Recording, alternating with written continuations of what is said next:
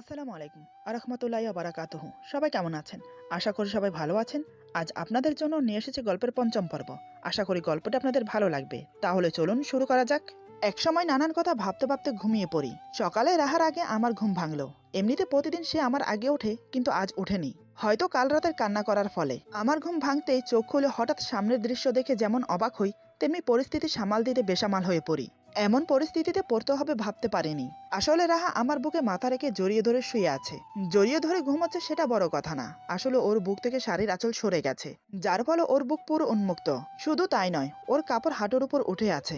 এসব দেখে তো আমার অবস্থা খারাপ, কারণ ও আমাকে এমনভাবে জড়িয়ে ধরেছে যার ফলে আমি নড়তেও পারছি না। কি করব তাও ভেবে পাচ্ছি না। এভাবে আর কিছুক্ষণ থাকলে নিজেকে ধরে রাখতেও দায়ী হয়ে যাবে। ওর শুকিয়ে যাওয়া মলিন মুখটা আমার চোখের সামনে বিদ্যমান। গোলাপি ঠোঁটজোড়া শুকিয়ে কালশিটে হয়ে গেছে। কান্না করার ফলে চোখগুলো ফুলে ঢোল হয়ে আছে। এমন মনে হচ্ছে সারা রাত না ঘুমিয়ে কান্না করেছে। কেন এমন করে কান্না করলো ও? আমার জন্য, নাকি আমার ব্যবহারে কষ্ট পেয়ে? কোনটা?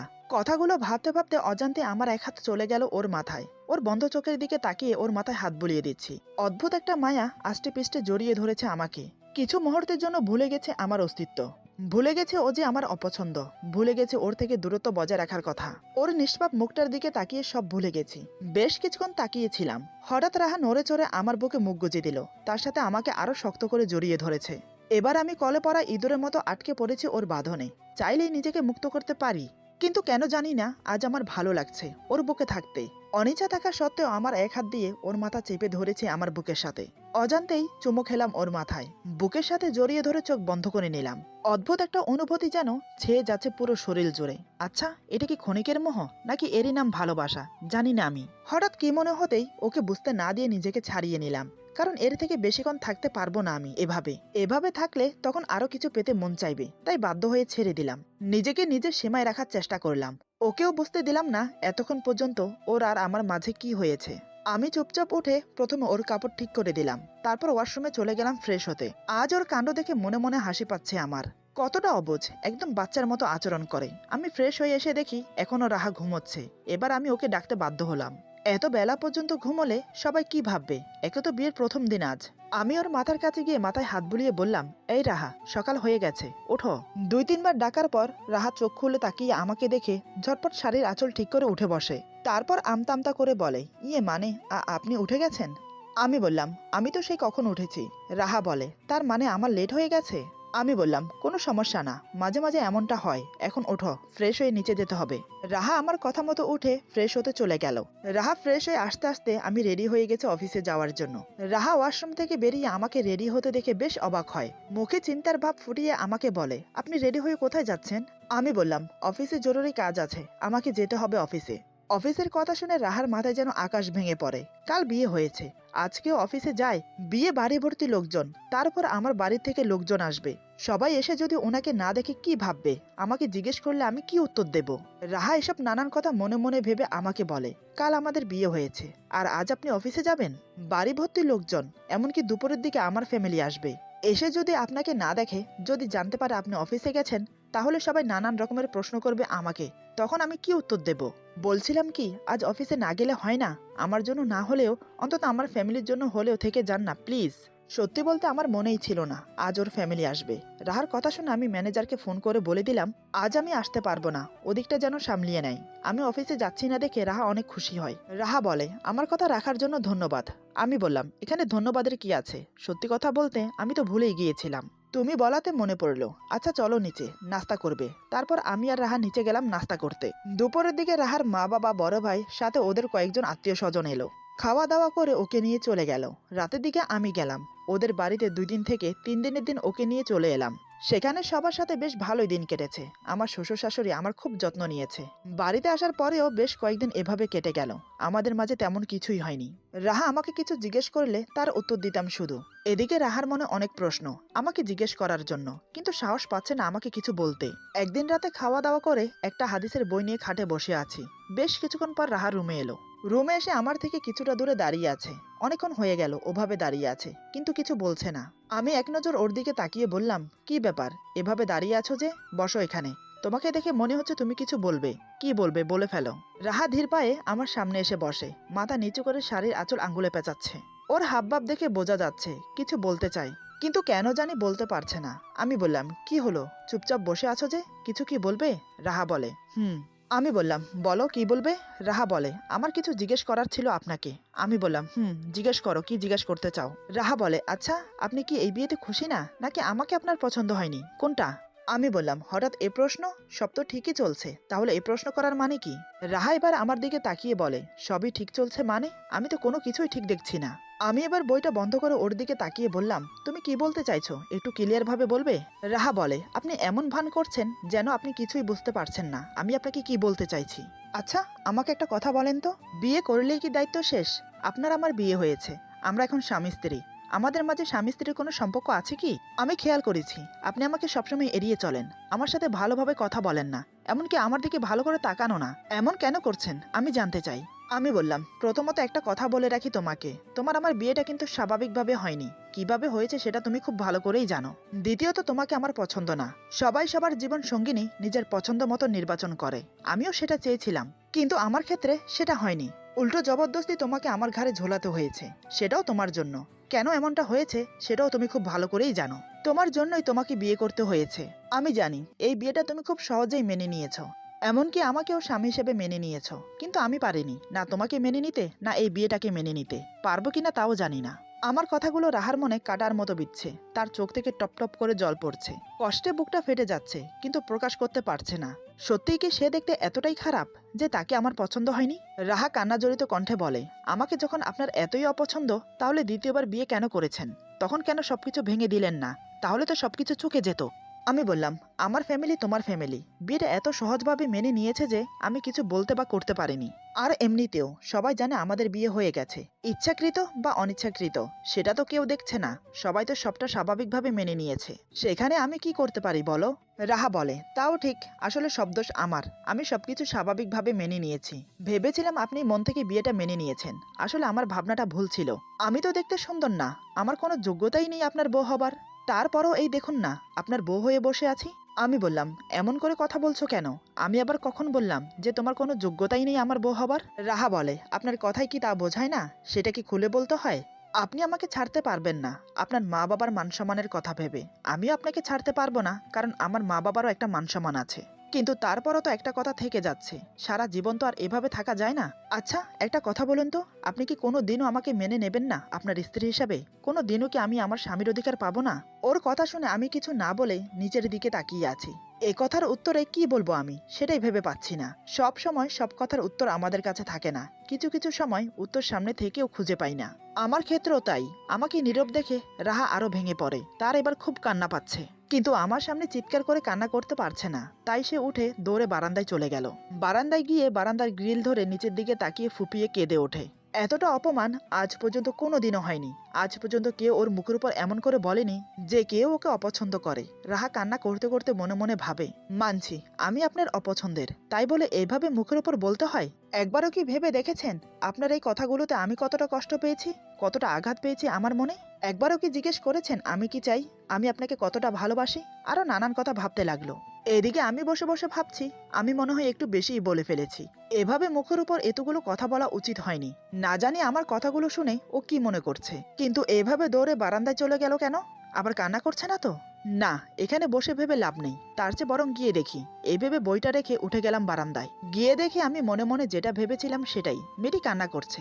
আমি ধীরে ধীরে ওর পেছনে গিয়ে দাঁড়ালাম। ওর কাঁধে হাত রাখতেই চমকে ওঠে, তাড়াতাড়ি চোখের পানি মুছে নিজেকে স্বাভাবিক করে নেয়। আমি বললাম, কি হয়েছে তোমার, কান্না করছো কেন?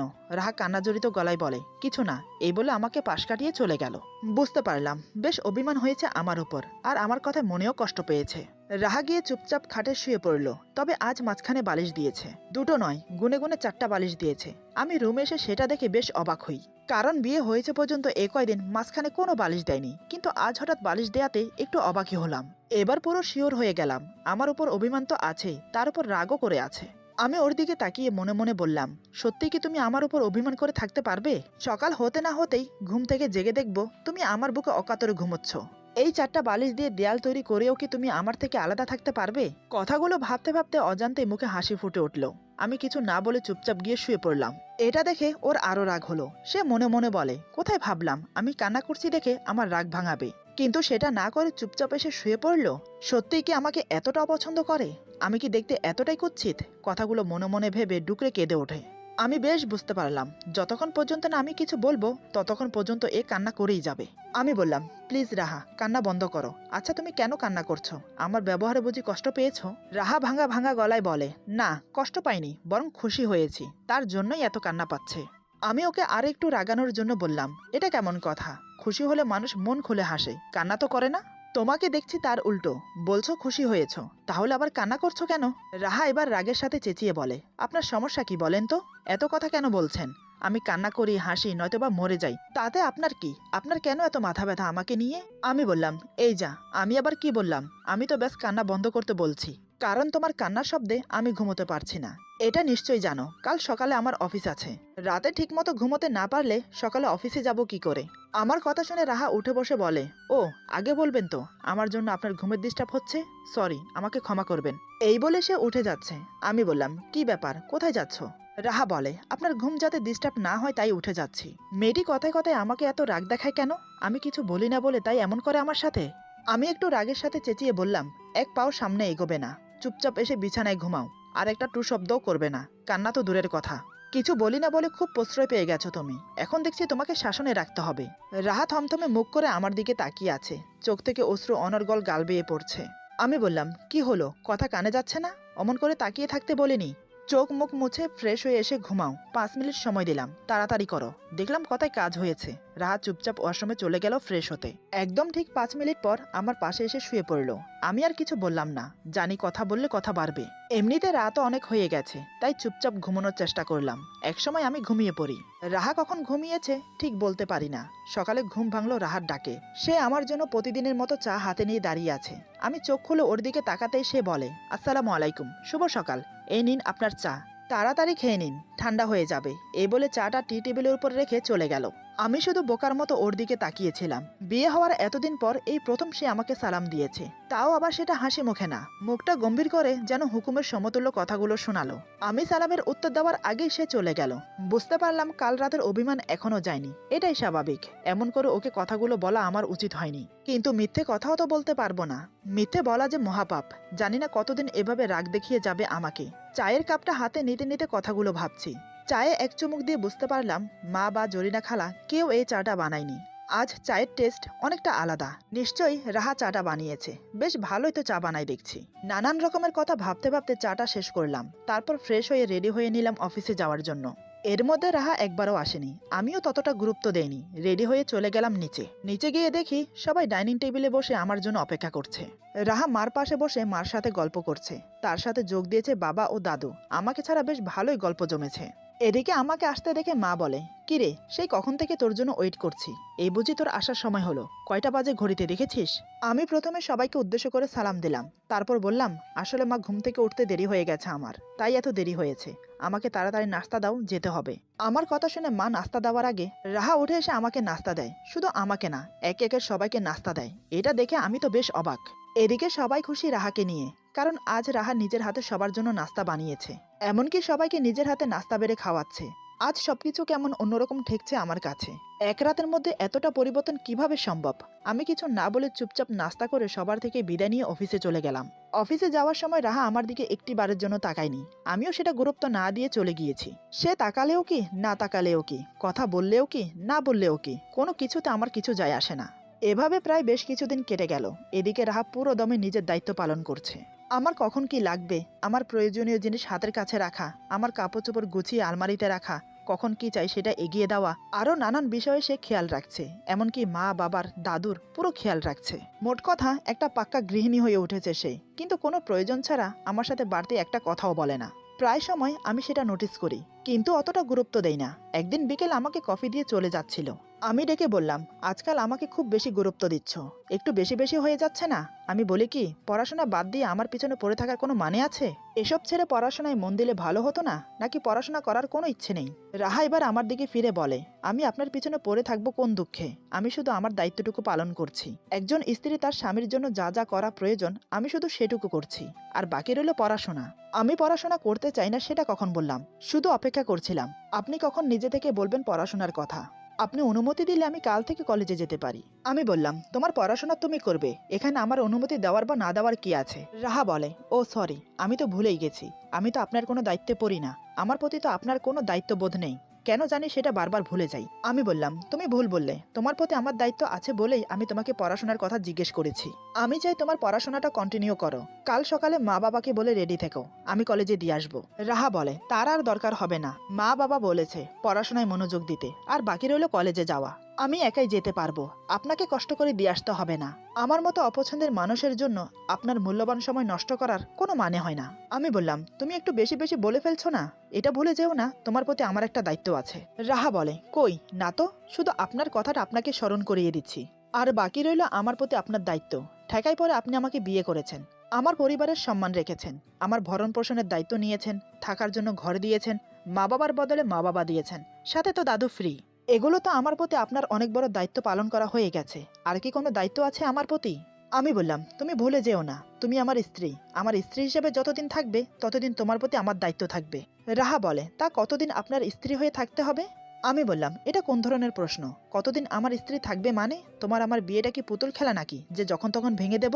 একবার নয়, দুবার বিয়ে হয়েছে আমাদের, তাই এসব বাজে কথা মাথায় আনবে না, সময় হোক, দেখবে সব ঠিক হয়ে যাবে। আর এই দেখো, তোমার সাথে কথা বলতে বলতে আমার কফি ঠান্ডা হয়ে গেছে। রাহা বলে, এদিকে দিন, আমি গরম করে এনে দিচ্ছি। এই বলে কফি নিয়ে চলে গেল। কিছুক্ষণ পর কফিটা গরম করে আবার এলো। আমার হাতে কফিটা দিয়ে যেই না যাবে, তখনই টি টেবিলের পায়ের সাথে হোঁচট খায়। সেখানে যত সম্ভব প্যারাক বেরিয়েছিল, সেটা পায়ের বৃদ্ধাঙ্গুলে গেঁথে যায়। রাহা ওমা বলে সেখানেই বসে পড়ে। এটা দেখে আমি কফিটা রেখে ছুটে গেলাম, গিয়ে দেখি পায়ের থেকে রক্ত পড়ছে।